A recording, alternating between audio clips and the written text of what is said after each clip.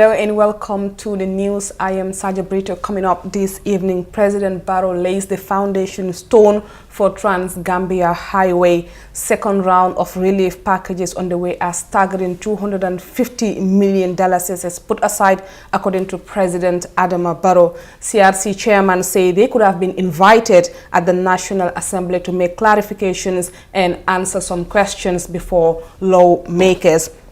And of course, the Constitutional Review Commission holds final media briefing as they bid farewell. And Abuka residents cry out for help as erosion wreaks havoc in their community. But first, we'll begin with the newspapers. The Standard newspaper is reporting that APRC denies conniving with Barrow to reject a draft constitution. And of course, the biggest story, Bakari Baji is new youth and sports minister. Papanjai and Professor Carr appointed as ambassadors, and victims alert United Nations to possible Barrow-APRC alliance to free Jammeh from facing justice. And of course, UDP reacts to Sehu Mbalo. Let's take a look at some of these stories in detail.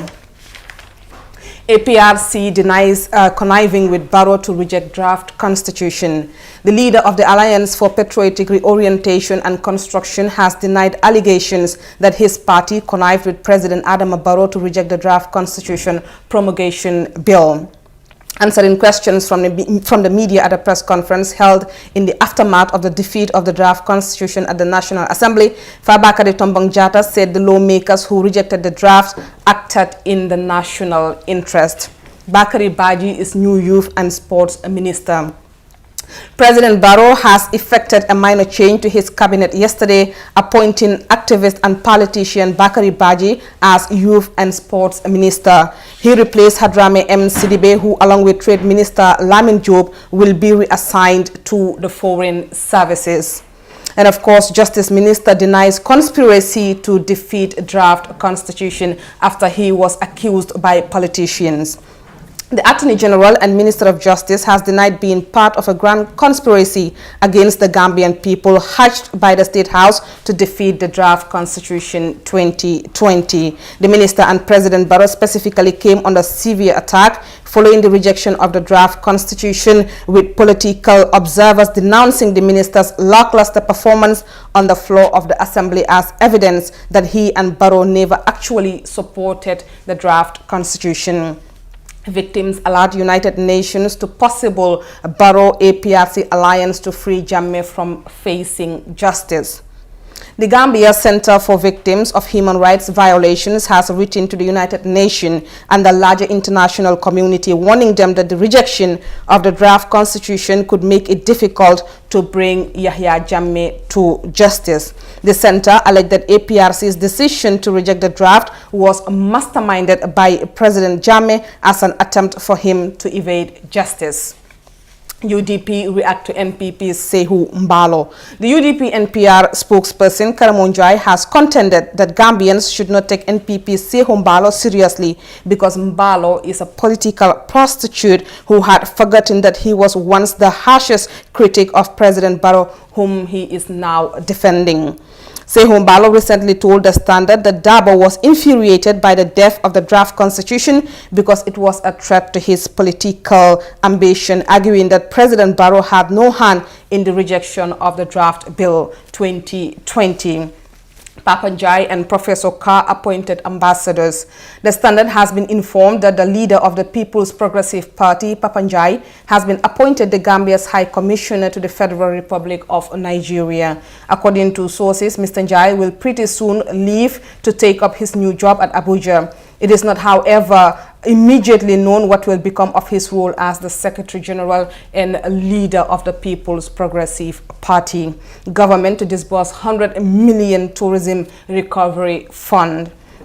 The Gambia government plans to give the country's struggling tourism industry a lifeline with a support package of $100 million. And of course, Human Rights Commission on International Day for Older Persons, U.S. impressed with Gambia's progress in combating child labor. I think that's it for the Standard newspaper. Let's take a look at what the point is saying. APRC leader blasts draft constitution, says it will have created crisis. Bakary Badji, appointed Youth and Sports Minister. Defense Minister asked for patience with ECOMIG. Most of the headlines are pretty much the same on both papers, so let's take a look at some of the stories. Defense Minister asked for patience with ECOMIG. The Minister of Defense has asked Gambians for patience with the economic forces in the country, saying they here for the interest of the Gambian populace and nothing more.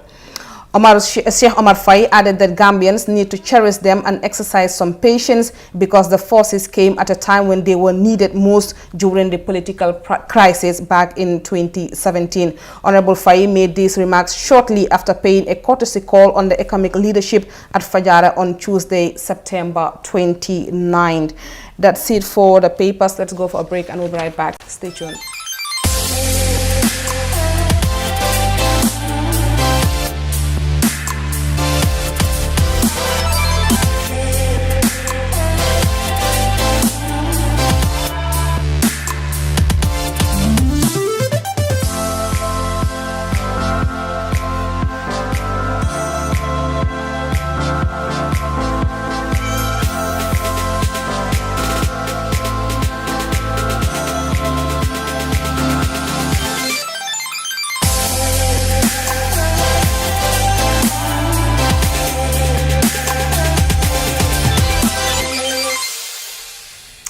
Welcome back. His Excellency President Adama Barrow today laid the foundation stone for the Trans-Gambia Highway. President Barrow reiterated his government's commitment in infrastructural development, particularly in rural Gambia. More in this.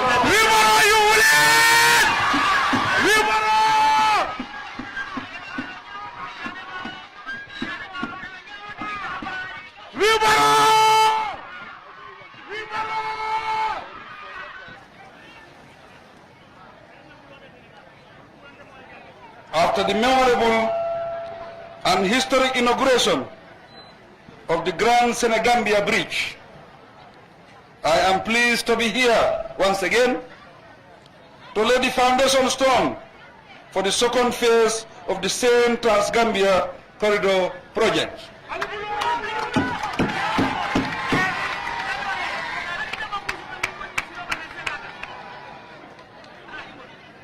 Reflecting backwards, the key objectives of the construction of the Senegambia Bridge were principally to eliminate the bottlenecks caused by the ferry crossing at Yili Tenda and Bamba Tenda,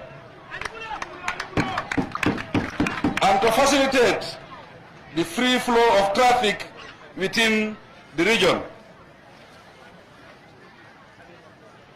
As work on the bridge progressed, it became necessary to focus on the management of the expected increase in the volume of traffic that would be generated by the project. It was obvious that the Trans-Gambia Highway would require strengthening for it to contain the projected increase in traffic. In fact, in Senegal, the road links connected to this corridor on the north and south borders have already been upgraded in anticipation of the growth in traffic. We are gathered here, therefore, to set in motion phase 2 of the Trans-Gambia Corridor project. Ladies and gentlemen, in order to confirm the need and magnitude of the works required to strengthen the Trans-Gambia Highway, the African Development Bank, AFDB, provided an additional grant of $68.5 million to carry out a road safety audit and a feasibility and detailed design study for phase 2 of the initial project.